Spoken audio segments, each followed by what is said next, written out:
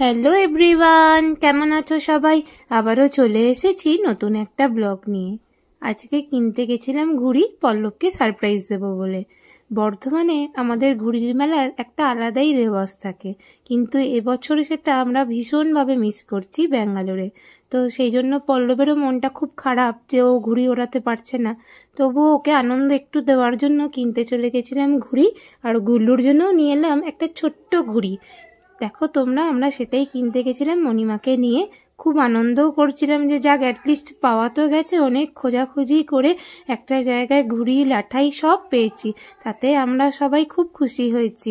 আর বাড়িতে নিয়ে এসেও পল্লব ভীষণ খুশি হয়েছে। দেখো তোমরা সেটা।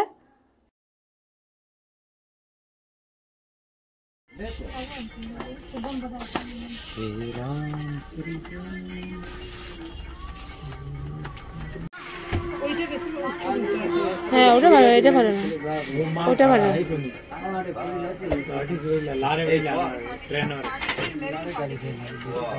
কোনটা নেবে?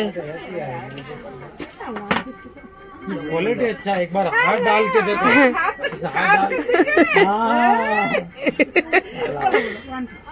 उतना नहीं रहता है ना, 150 तो हो जाए। नहीं 150 टका 160 नहीं है, हमारे पास 500 का नोट है।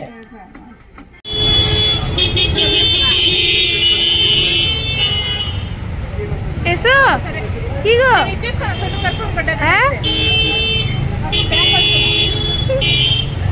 কি বলছো? ও মঙ্গলসূত্র। এসো,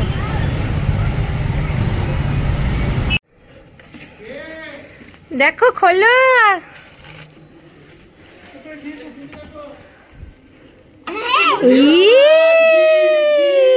দেখো,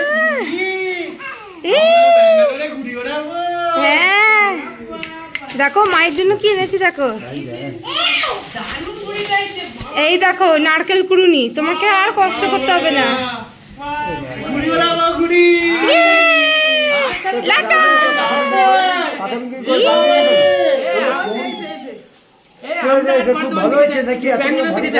যাবে না